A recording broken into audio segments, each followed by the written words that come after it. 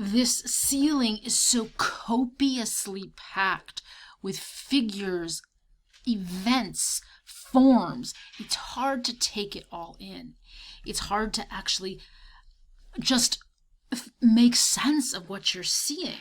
So some things to look for. To ground your visual sense, you're looking at a complex visual architecture that combines real architecture and fictional painted architecture. You're looking at an abundance of human figures and at the center a dramatic visual narrative. So we're going to work with analyzing it in terms of those elements. We also want to analyze it in terms of its patron, Pope Julius II, who in the early 1500s is using art and using war to create an expansive, grandiose papacy, to elevate his title, his power, and the esteem of the papacy. So he's sponsoring very grand artistic projects on a massive scale. And I'm pointing out to you here that this is one of the historical developments that we associate with the early Renaissance, these strong rulers commanding larger nation states and then also pursuing imperialist expansion. He was an imperialist pope. We'll see what that means. So Julius II was elected pope in 1503, and he soon sets out to make the papacy an imperial power. First, taking control of Rome's crime-ridden streets, getting the nobles to be subjugated to his will, and then he sets out to conquer territories that had belonged to the papacy and that had been lost. He's on a quest to drive invaders out of Italy. There were many of them, especially the French. So there are actually stories of him in his 60s, standing in armor beside cannons and violently, basically using violent language, vulgar language, cursing at his cardinals and beating them with his cane when they hesitated to follow him through the snow that was breast high on the horses. So he's literally engaging in battles. He's pushing his cardinals to participate in these battles. He grows a beard in defiance of custom and tradition. You don't see it here, but you certainly see, look at that lip, look at that jaw, look at the stern, commanding will that you see represented in this image.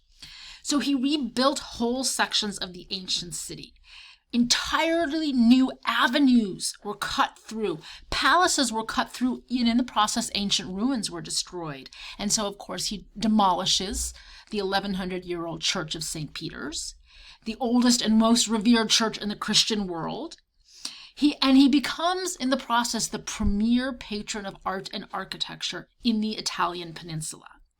So the first thing that he wants Michelangelo to do is not to paint the ceiling. He basically calls Michelangelo to Rome in order to create a massive tomb for himself. So he has these massive ambitions, and of course he wants this grandiose marble tomb, and you're seeing a sketch here. The tomb that Michelangelo had conceived was going to have dozens upon dozens of nude figures. It was going to be a kind of classical extravaganza of the heroic male nude. And in Julius and Michelangelo's plans, it kept getting bigger and bigger, and yet it became more and more impractical and was then eventually abandoned. Michelangelo called this the tragedy of the tomb because he wanted to make all of these figurative sculptures, and you can actually see an unfinished sculpture, which is fascinating because it shows how he carved the figure out of the block. Look at this twisting, spiraling form. That's going to matter when we move to the Sistine ceiling. So Pope Julius II moves him on to this project of the ceiling, which Michelangelo works on for about 4 years, complaining the whole way about everything from his neck to his butt. He actually wrote sonnets about all his body parts that were hurting and getting malshapen.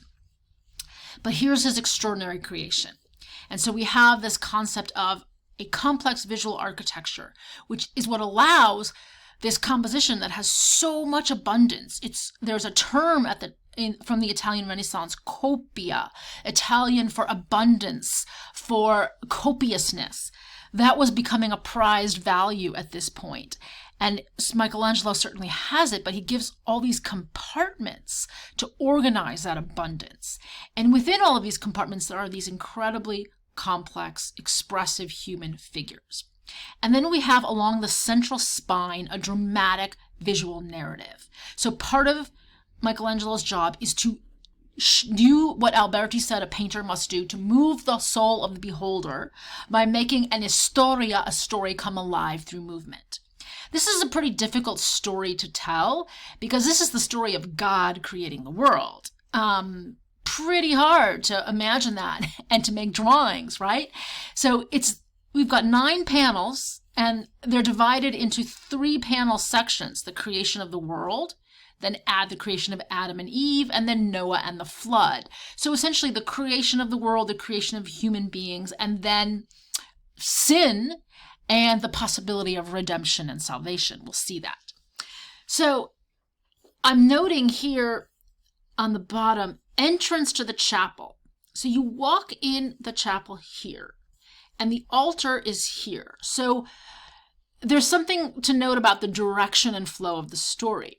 The story flows in a timeline from the altar toward the door. That maps up with the idea that as a human, you enter the chapel in a state of sin, needing redemption, and move closer to God. Okay? So let's look at how Michelangelo visualized this pretty much impossible to visualize story. So the first 3 scenes are the separation of light from dark, the creation of sun, moon, and the planets, and the separation of land from water. So one of the huge challenges for Michelangelo was to create a visual image of God, to create God as a physical figure that would be believable.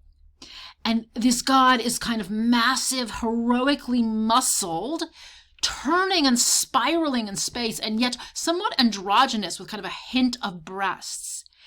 His face is sort of obscured by clouds here. He floats and rotates dynamically, as if Michelangelo is suggesting that he is emerging from primal chaos in a whirlwind of creative force, understood as motion, as torsion.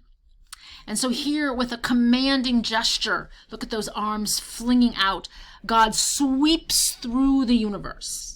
So Michelangelo wants a powerful sense of 3-dimensionality to the deity's movements. And so one of the brilliant things he does is to give us kind of 2 views, the front charging view and the receding back view, to imply the kind of full rotation, like the rotation of the planets. And this may be the only representation of God's buttocks in Western art, at least as far as I know. And of course, this being Michelangelo, they're going to be like heroic athletic buttocks. So this actually looks ahead to cinema in a sense, because we have 2 snapshots in time that we synthesize in our minds to represent progress through space. And then this scene of the separation of land from water completes this sense of sweeping, rotating movement with the creator once again facing us in a gesture of commandment. And so then we move to the creation of Adam and the creation of Eve, the creation of human men and women. And this image of God creating Adam is certainly one of the most famous images in all of the history of Western art. And it stands for a kind of conception of heroic male identity, heroic male aspiration. It rivals the Mona Lisa, and this is the archetypal image of God that dominates in the Judeo-Christian West. So Adam in Hebrew means man, and it comes from an older Hebrew word for earth. Interestingly, Michelangelo gives this male body as heroically muscled and yet drooping, as if unable to lift himself from the earth, awaiting the spark of life coming from God. And it is, of course, the 2 hands, the hand as this incredible part of the human body that connects to the human mind. This hand is the focal point, with God sweeping in to impart the gift of life through the hand, the ability to think, to feel, to touch, to shape the world. And the hand is still limp. It's not yet surging with life, whereas God's hand is very strong and directional. There's a tiny gap between their outstretched fingers, and that interval of space is so important. It is a visual experience of suspense, such as we might feel at a movie. It implies the next moment in the narrative when the two fingers will presumably connect, and yet it's like a held breath. It hasn't happened yet. So I skipped ahead.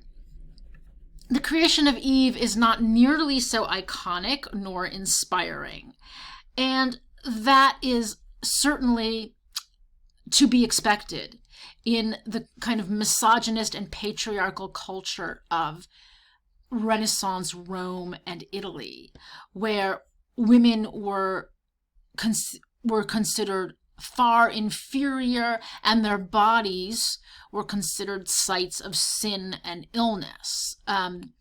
We've talked about this in previous sections. So we notice that the creation of Eve, supposedly out of Adam's rib, involves her kind of bending in a posture of subjugation and pleading.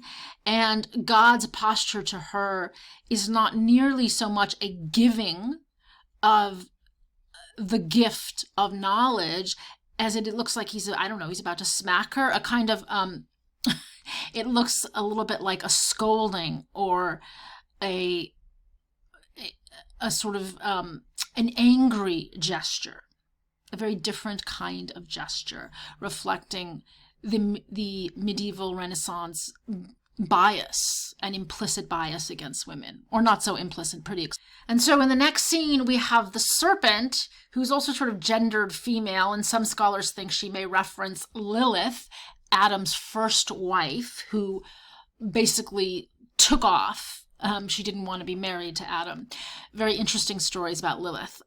And Eve is sort of reclining, receiving the fruit, the forbidden fruit. And then in the next moment, we have Adam and Eve being expelled from the Garden of Eden. And Michelangelo is clearly quoting Masaccio, paying tribute to Masaccio and then redoing Masaccio. And it's interesting to compare how Masaccio has treated Adam and Eve and the agony of their punishment and loss. Michelangelo has really caricatured Eve as kind of a grotesque troll figure, kind of monstrous figure of a debasement. And then the story moves on to the complicated biblical story of the sacrifice of Noah. Noah makes a sacrifice, and because of this sacrifice to God, he is then commanded to build the ark and is able to survive the flood, which is an image of punishment for sin. And then there's a weird story about the drunkenness of Noah when his sons discover him naked. Artistically speaking, I want to point out that these scenes that come last in the story, Michelangelo painted first. Okay, so he painted these first three scenes. And once he had painted them, now remember, he has to paint this, the ceiling is 44 feet from the floor. So he has to climb up on this scaffolding that was attached to the walls with pegs in order to paint. And so he had painted these three, and he comes down from the scaffolding to assess his work and to look and see, okay, how's it going? And he realizes, no, this will not do. He sees this scene, the flood, and it is so crowded with small scale incidents that he realizes it doesn't work the way he wants it to work from 44 feet below. And he decides to simplify his style, to make the figures grander, to make the spaces simpler, so that they will read more powerfully from the ground up to the ceiling. So